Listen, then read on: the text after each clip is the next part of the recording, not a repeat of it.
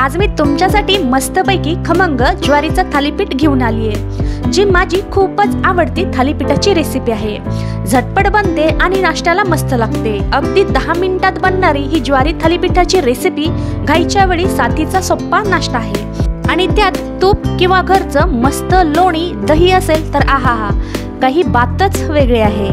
सकाळच्या नाश्त्यासाठी रात्री हलकं फुलकं काही खायचं असेल किंवा डब्यात काहीतरी वेगळं पण पौष्टिक द्यायचं असेल तर हा पदार्थ अतिउत्तम आहे।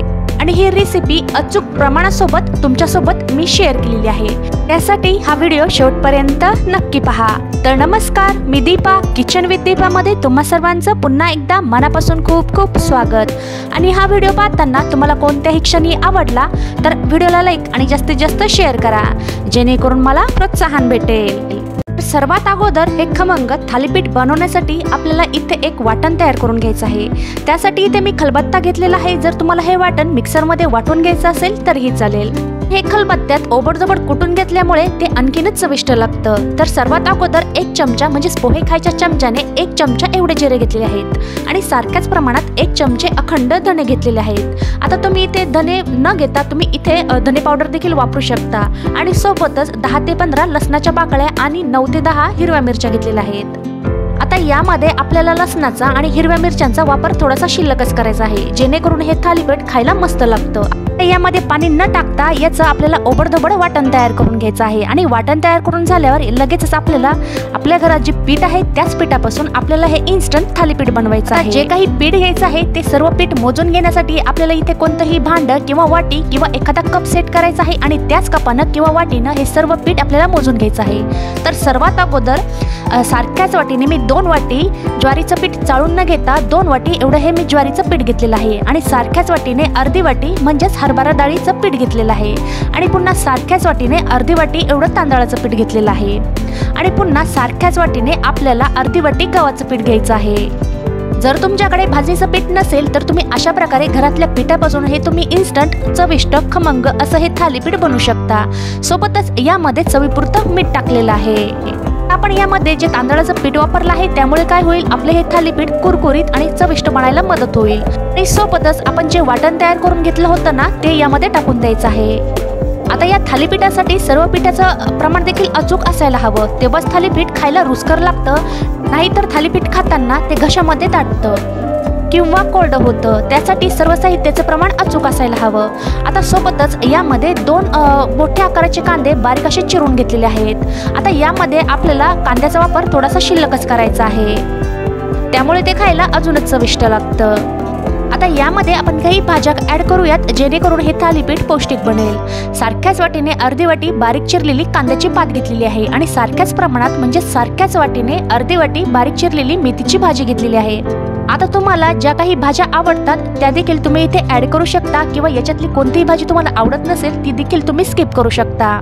आणि अशा प्रकारे आपण जर या पालेभाज्या बारीक चिरून टाकल्या तर मुलांना ओळखू देखील येत नाही की यामध्ये पालेभाज्या आहेत, सहजतेनं ते मुलांच्या पोटात देखील जातात। आता यामध्ये 2 ते 3 चिमूटभर आपल्याला हळद टाकायची आहे। सोबतच 1 ते 2 चमचे म्हणजेच पोहे खायच्या चमच्याने 1 ते 2 चमचे इथे पांढरे तीळ टाकलेले आहेत आणि भरपूर प्रमाणात यामध्ये बारीक चिरलेली कोथिंबीर टाकलेली आहे आणि यामध्ये साधारण 1 ते 2 पळीभर तेल टाकायचं आहे, जेणेकरून थालीपीठ बनवल्यानंतर ते भरपूर वेळापर्यंत कडक होणार नाहीत, ते नरम राहतील।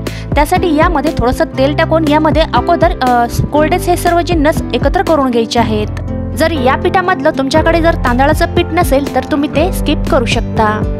आता हे सर्व कोरडे जिन्नस अगोदर मिक्स करून घ्यायचे आहेत आणि आपण यामध्ये तेल देखील टाकलेलं आहे, ते देखील या पिठाला व्यवस्थित लागलं जातं आणि सर्व जिन्नस मस्तपैकी एकजीव करून झाल्यानंतर यामध्ये थोड्याशा प्रमाणात पाणी टाकून याला आपल्याला चांगलं मळून घ्यायचं आहे। पाणी आपल्याला एकदाच टाकायचं नाही, गरजेनुसार यामध्ये पाणी टाकायचं आहे आणि पीठ मळायचं आहे। इथे आपल्याला या पिठाचा सैलसर गोळा तयार करून घ्यायचा आहे। या पिठामध्ये आपल्याला एकदाच पाणी टाकायचं नाही, थोड्या प्रमाणात पाणी टाकून आपल्याला हे सैलसर असं पीठ मळून घ्यायचं आहे, म्हणजेच ते पसरवण्याजोगं पीठ होईल अशाच पद्धतीनं आपल्याला हे पीठ तयार करून घ्यायचं आहे। आता हे पीठ मी मळून घेतलेलं आहे। आता तुम्ही याची कन्सिस्टन्सी पाहू शकता, अशाच प्रकारचं आपल्याला हे सैलसर पीठ मळून घ्यायचं आहे आणि लगेचच आपल्याला याचे थालीपीठ तयार करून घ्यायचे आहे। जर आपण हे पीठ भिजण्यासाठी ठेवून दिलं तर हे थोडंसं घट्ट बनतं। आता या पिठाचा एक मोठ्या आकाराचा गोळा घ्यायचा आहे आणि एक पोळपाट घेतला आहे आणि त्या पोळपाटावर एक कॉटनचा कपडा ओला करून घेतलेला आहे आणि हा पिठाचा गोळा या कॉटनच्या कपड्यावर ठेवून अशा पद्धतीनं हाताच्या सहाय्याने हे पीठ आपल्याला पसरून घ्यायचं आहे।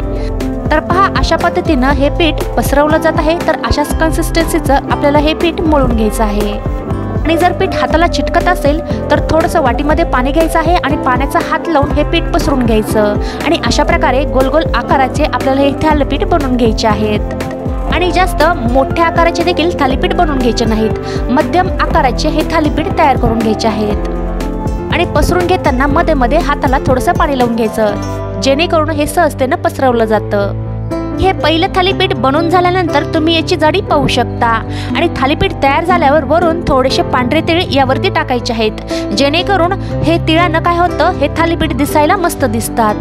आणि अशा प्रकारे हाताच्या सहाय्याने हे तीळ थोडेसे प्रेस करायचे आणि नंतर या थालीपीठाला बोटाच्या सहाय्याने मधोमध अशी 5 ते 6 होल करून घ्यायची, जेणेकरून हे थालीपीठ भाजताना हे आतपर्यंत शिजलं जातं।